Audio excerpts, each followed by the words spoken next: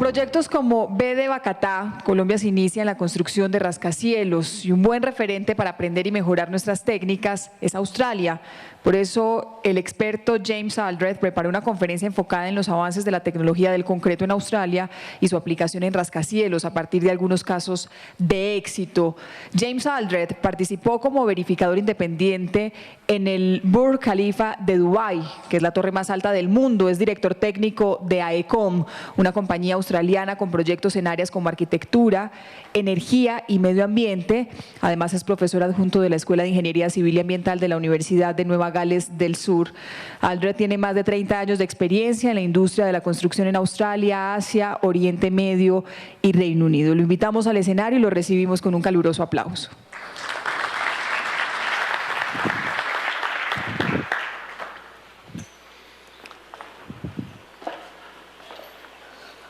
Gracias, buenos días. Buenos días, muchas gracias. Es todo lo que sé decir en español.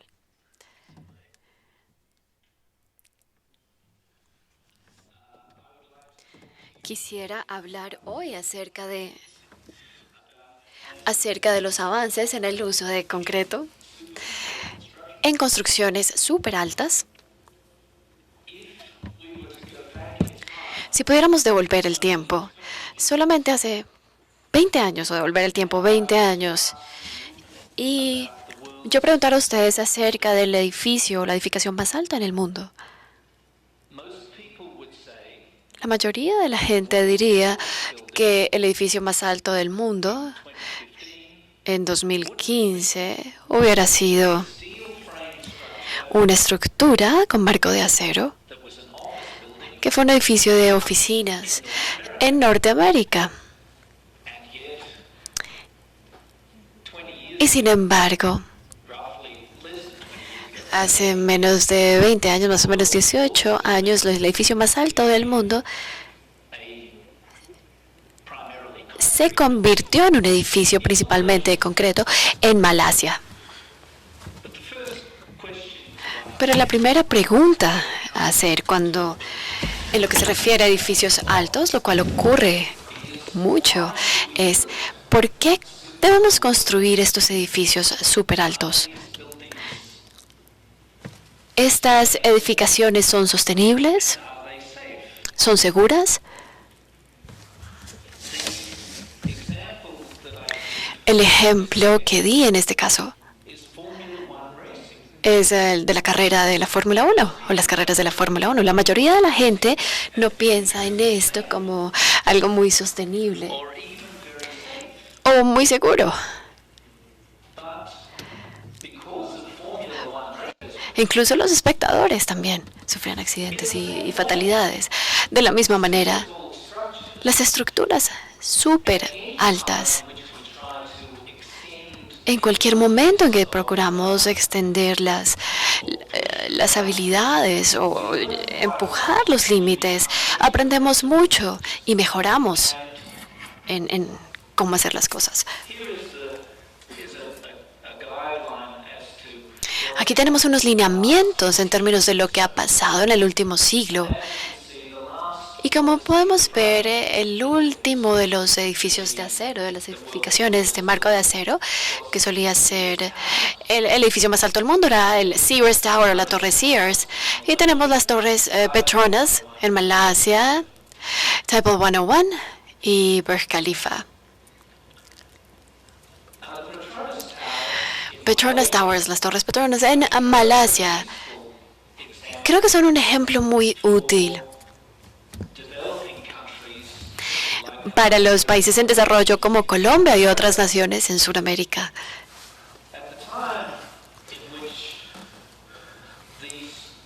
En el momento en que estas estructuras fueron diseñadas y de forma seria estaban haciendo el diseño, estos ingenieros, el concreto más fuerte que se consideró o que se tuvo en cuenta en Malasia fue de 60 MPa, megapascales.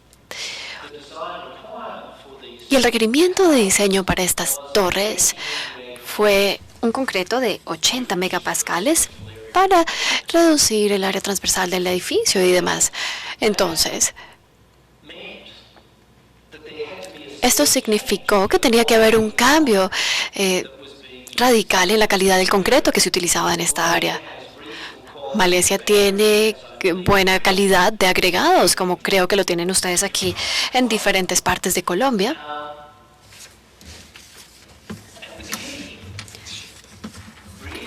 Y la clave realmente para obtener un concreto de alta calidad, así como lo decía el conferencista anterior, era el control de calidad.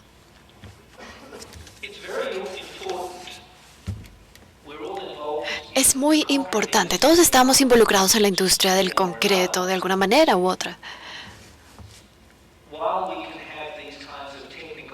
Mientras podemos tener este tipo de foros técnicos y podemos impresionarnos con lo que vemos, también tenemos que recordar que tenemos componentes tecnológicos muy bajos dentro de nuestra industria, o un nivel bajo de componente tecnológico en la industria.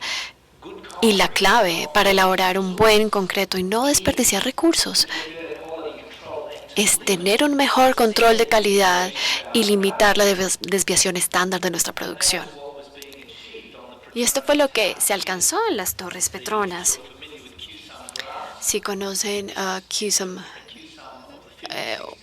QSUM es una suma de estas cifras, más o menos 100 MPa, megapascales, con una desviación estándar de más o menos 3 MPa, un coeficiente de 3% de variación.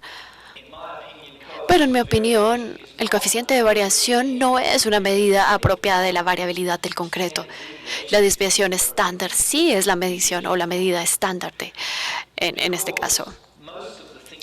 La mayoría de las cosas que salen mal son más bien constantes. Si se toma un concreto de 20 MPa hasta 60 MPa de una buena planta de lotes, la desviación estándar va a ser la misma. No está asociada con la resistencia que se ve en los niveles más altos. Este es el tipo de distribución que se vio en este trabajo, que no está mal, entre 80 y 110. Yo trabajé en un proyecto en Moscú, en Rusia. Me invitaron allí porque, bueno, ellos tenían algunos problemas. El problema clave era la variabilidad del concreto. El requerimiento era de 90 megapascales en su resistencia y era 30, algo así, en un edificio alto. Sacando los elementos, las gravas del concreto, se mostraba que la resistencia variaba entre 80 y 150. La desviación estándar del concreto era más o menos 12 o 13 megapascales. Esto causa muchos problemas.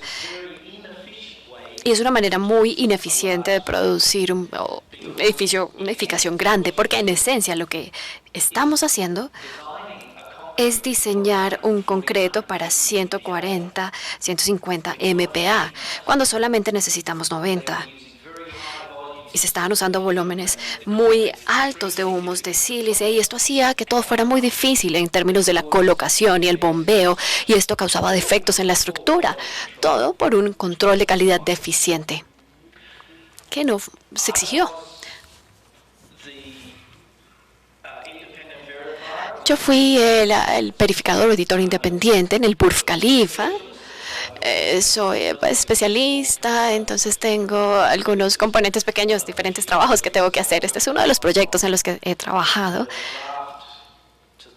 desde la base hasta la parte superior, de principio a fin, lo cual es bueno, excepto por el hecho de que era en Dubái, hace mucho calor y eso no era tan agradable, pero los diferentes grados del concreto que se utilizaban eran estos. Había un concreto de autocompactación que se usaba para los pilotes, otro concreto de autocompactación de 50 MPa, y luego la torre, que era esencialmente un concreto de 80 megapascales con algunas variaciones en diferentes alturas.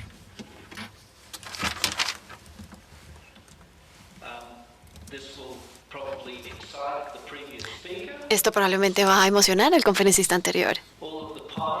Todos los pilotos que estaban en la parte inferior del edificio más alto del mundo, más o menos 150 metros, 1.5 metros de diámetro, que están apoyando una base de 3.7, una balsa de 3.7 metros.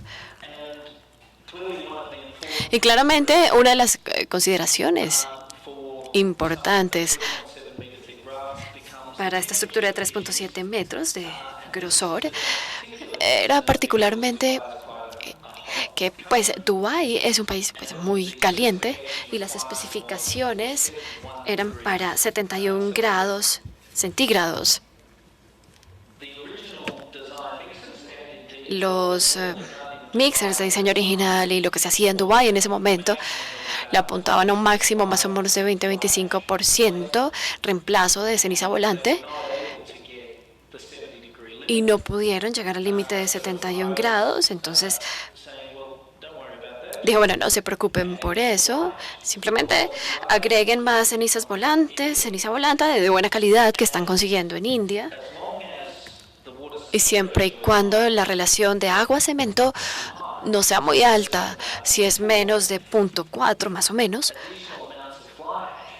los montos adicionales de ceniza volante no tienen ningún efecto nocivo, simplemente reducen la temperatura o controlan la temperatura y se mantiene la mayoría de las demás propiedades. Recuerden que también en Dubái el agua es como agua concentrada, de agua de mar.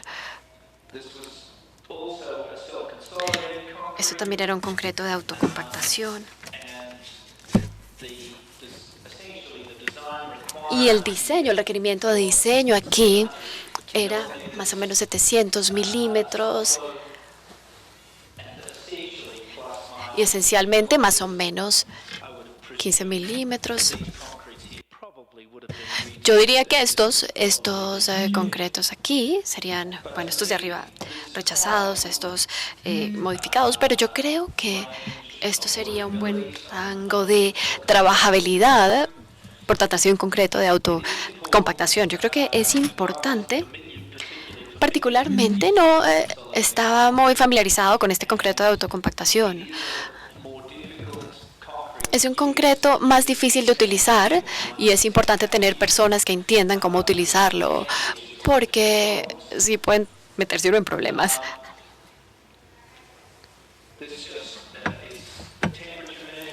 Bueno, aquí tenemos las mediciones de temperatura de una de las secciones centrales de esta balsa. Esencialmente, esto muestra la temperatura pico, más o menos 66 grados, o más o menos 70 grados, bueno, dentro de los requisitos especificados. Un par de cosas interesantes de esta gráfica.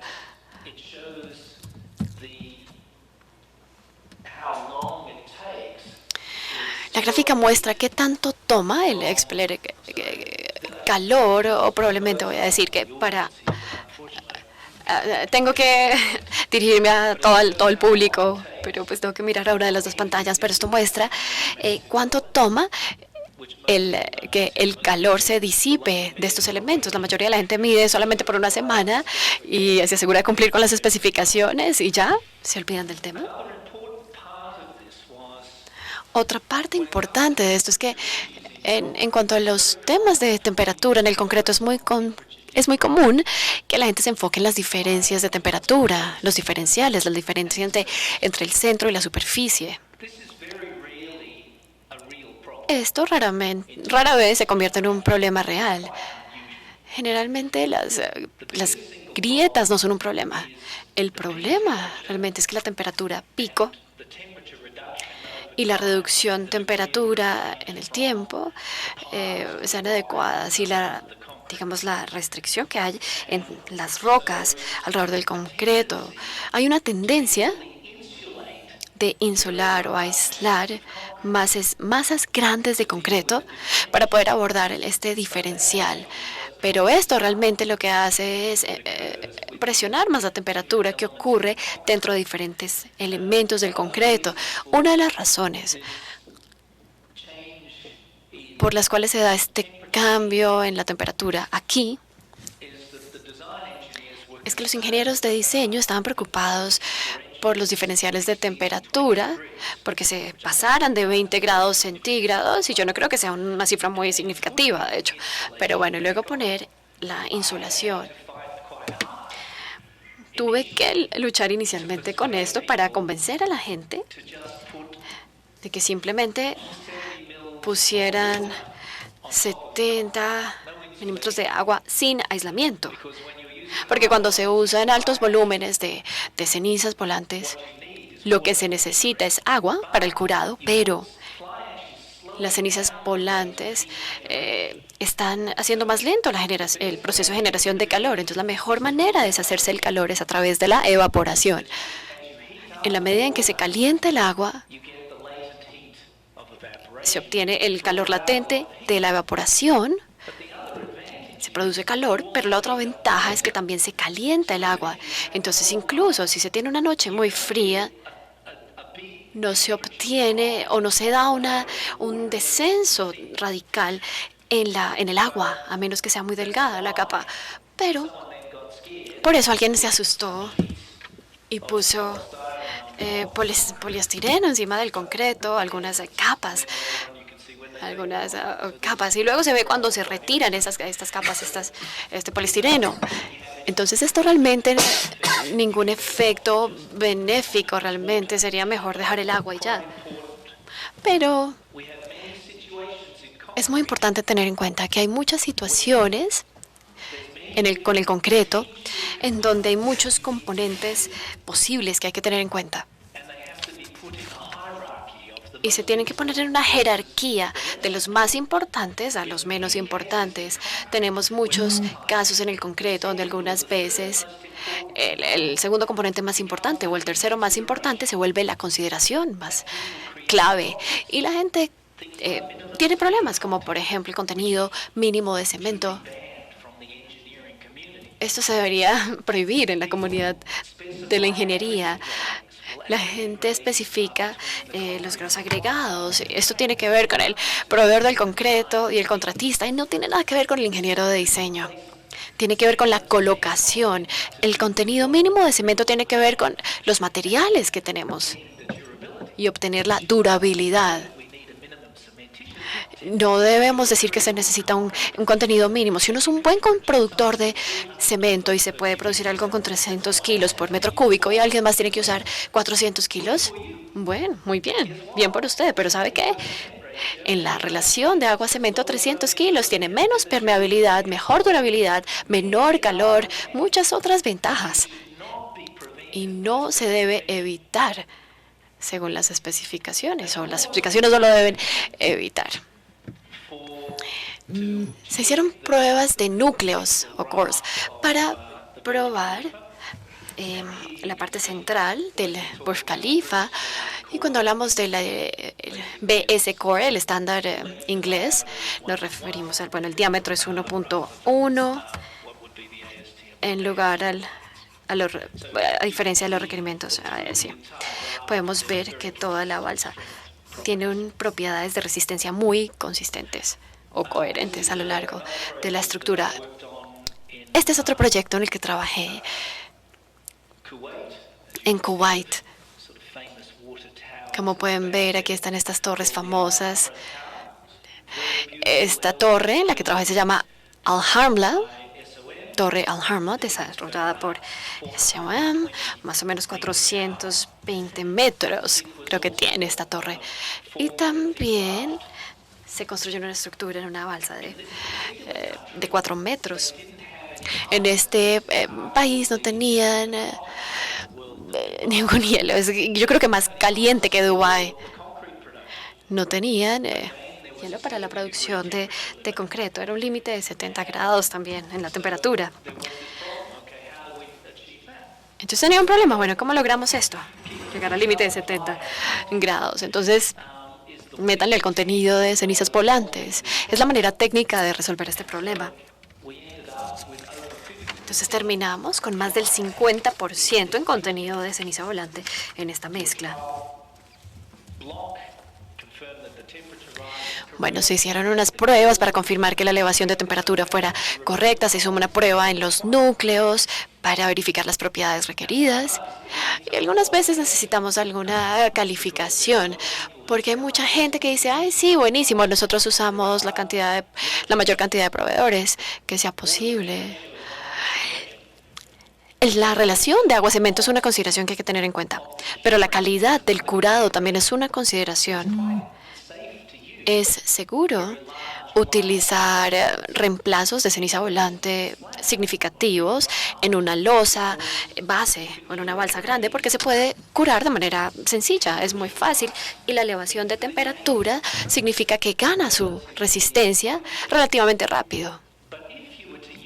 Pero si se utilizara este tipo de reemplazo de ceniza volante en un muro o en una losa muy delgada,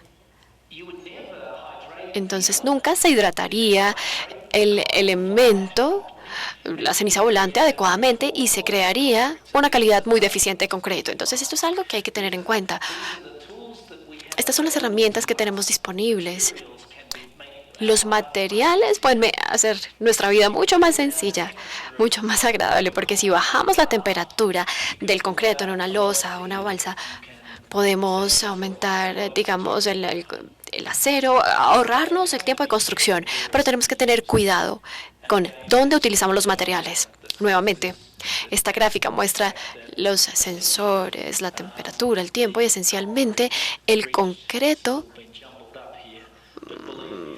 Bueno, esto se ve aquí un poco congestionado, pero llegamos más o menos a 67 grados, créanme. La temperatura de colocación era de 35 grados, entonces, para obtener esencialmente un concreto de 50 MPa con temperatura, un aumento en temperatura de 30 grados, esto es un logro bastante bueno. Bueno, este es el proyecto de las torres de Dubái en Doha, que ha tenido un par de problemas. Aún sigue en construcción, pero el diseño es de 437 metros, entonces es otra edificación bastante alta.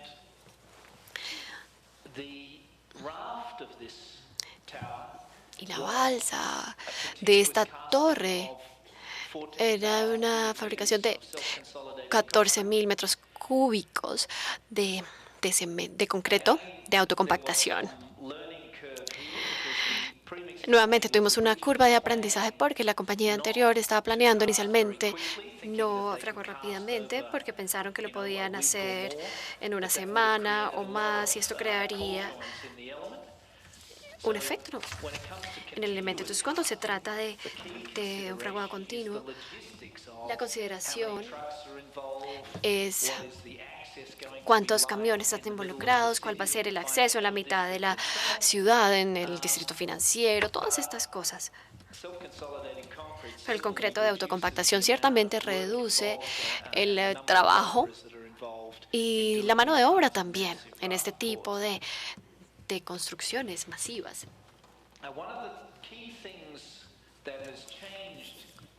Una de las cosas claves que ha cambiado en los últimos 20 años, que ha permitido que la mayoría de los edificios altos en estos días se hagan con concreto,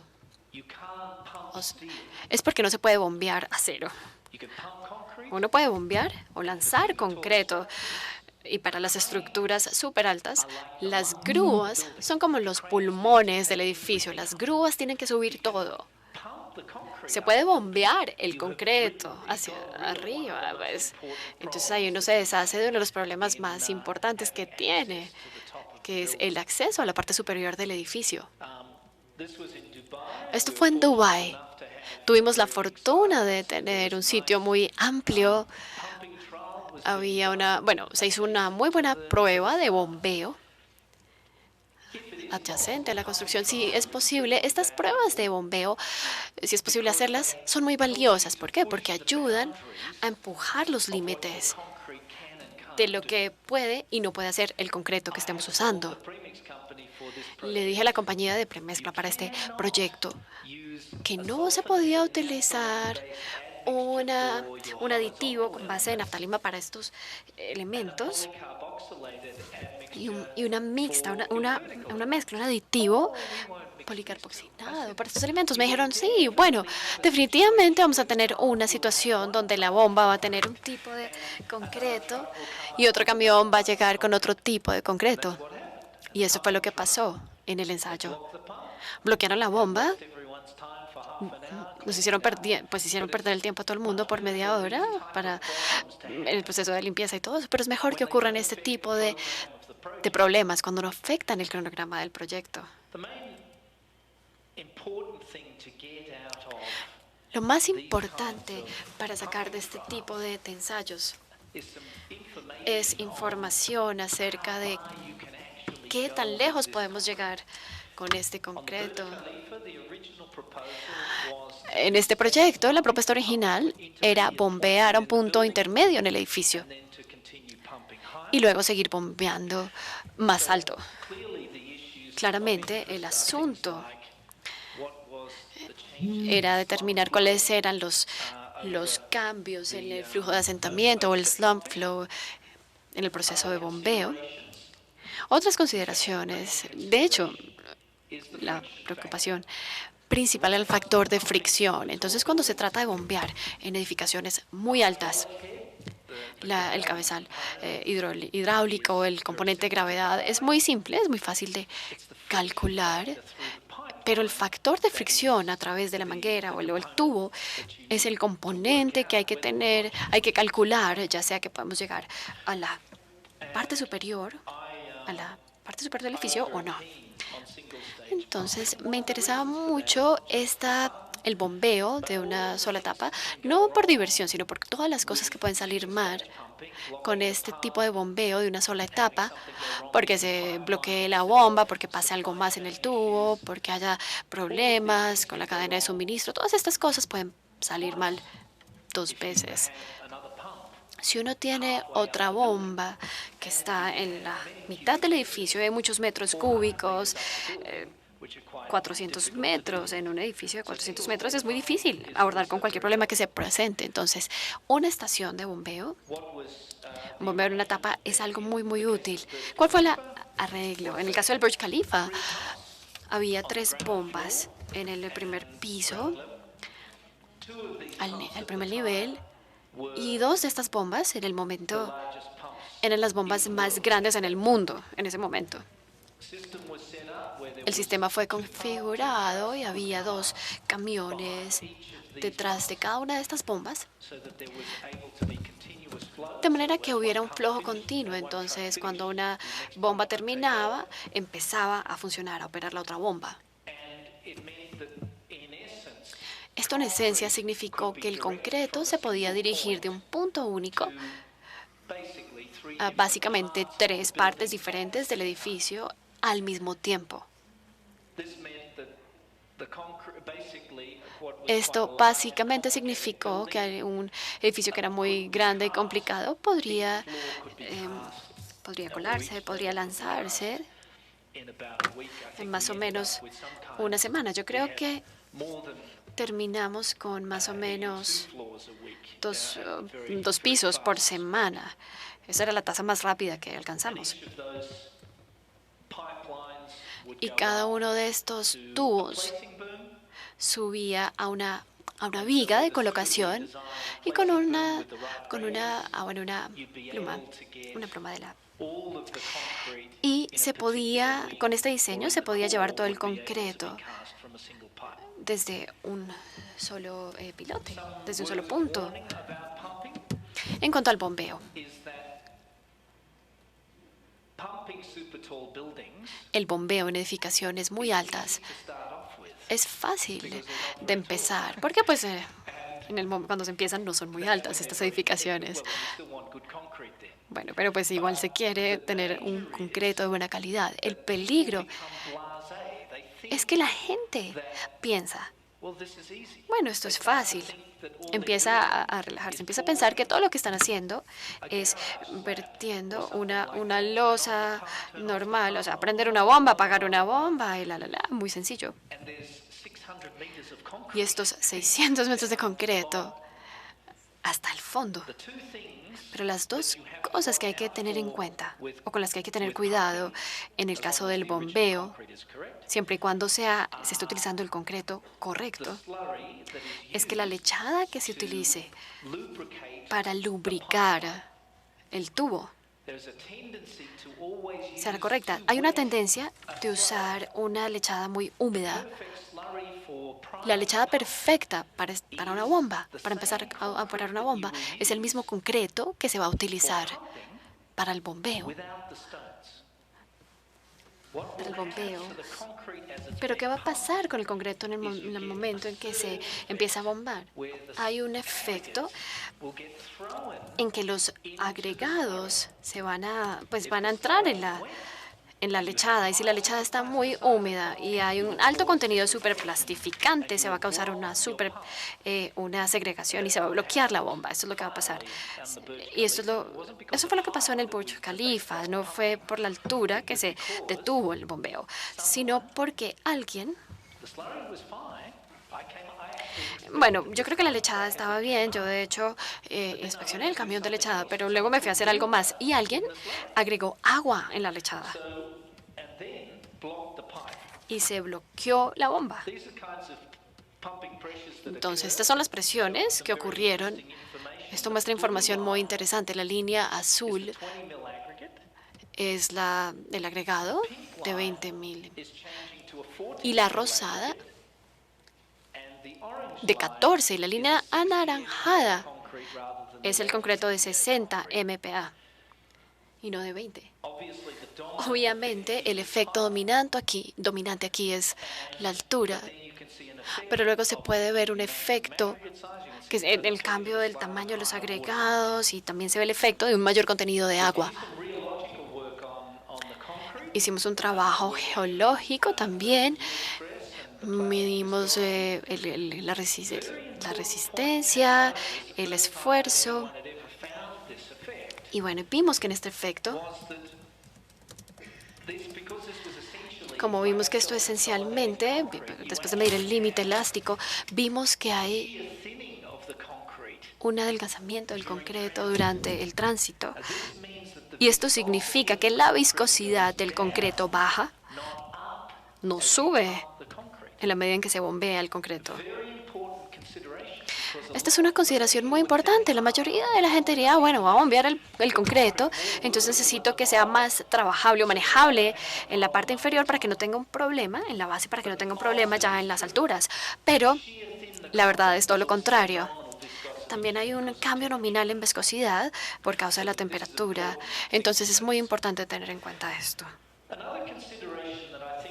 Otra consideración que creo que es muy importante para el futuro del concreto es que cuando sea posible, cuando hay proyectos muy grandes, edificaciones muy altas o algo así, es importante asegurarse de que el concreto se produzca en lotes lo más cerca posible a donde se está construyendo el edificio o donde se está ejecutando el proyecto principal. Esta es un fragmento de una propuesta que presenté al gobierno de Qatar. Tenían una regulación para evitar la producción de concreto dentro de los límites de la ciudad de Doha, pero estaban construyendo una estructura o una red de estructuras considerable. Entonces yo le dije al gobierno, bueno, ustedes tienen camiones que están trayendo los agregados y el cemento a la planta de lotes, de producción de lotes, y todos estos materiales luego se llevan al sitio. Podrían ahorrarse millones de kilómetros de camiones pasando de un lado al otro, atravesando el país, si todos los agregados y el cemento se entregan directamente en la planta y se puede producir ahí, o se puede producir directamente ahí, en el sitio, en la obra. Y permitieron que esto ocurriera por razones de sostenibilidad y para ahorrarle daños a la infraestructura y a sus carreteras. Este fue un trabajo que se hizo en Mumbai, en India, with Samsung. con Samsung. They were a little bit, they didn't like many people taking any photos, but Bueno, no les gustaba mucho que tomaran fotos, pero esencialmente plant esta era una planta de producción de lotes que estaba en el sitio de la obra. El concreto into a surge hopper, pasaba por una tolva y luego a una bomba, sin camiones. the building, the whole of the building. Entonces llegaba directamente al edificio. Estos son también desarrollos importantes en Sydney, donde yo vivo. All of the aggregate Y todos en este puerto de Sydney. Y todo el agregado se entrega allí, de picada en al sitio directamente. silos of cement, Hay silos de cemento y ceniza volante, de escoria. concrete is batched, Aquí se producen los lotes del concreto. a surge hopper Pasa por una tolva nuevamente. goes into Y esto pasa directamente a bombas the different parts of y pasa por las diferentes áreas del sitio, sin usar camiones, sin utilizar camiones, porque esta es una parte muy congestionada de Sydney. when you have a major port. Y cuando tenemos un puerto importante, pronto hay 30, 40 camiones que se tienen que parquear alrededor del sitio. Entonces esto evita mucha congestión, muchos problemas, mucho tráfico, mucho costo en términos de equipos, de capital y demás. Entonces, ahora que tenemos concreto muy bombeable, sabemos que el límite es el cielo. Yo he estado haciendo algún trabajo en el Kingdom Tower, en Jeddah. Esto es un edificio de 1 kilómetro de alto. They're hoping to use concrete Y esperan utilizar concreto básicamente hasta la parte superior, sin acero arriba. En el momento se propone hacer un bombeo de una etapa. Pero como le dije acá, el límite es el cielo. El concreto es un gran material de construcción para estructuras muy altas, edificios súper altos. Me complace ver que hay una comunidad tan vibrante en el área del concreto en Sudamérica y que estén haciendo cosas tan interesantes aquí en Colombia. Y les deseo todo lo mejor con sus iniciativas. Muchísimas gracias.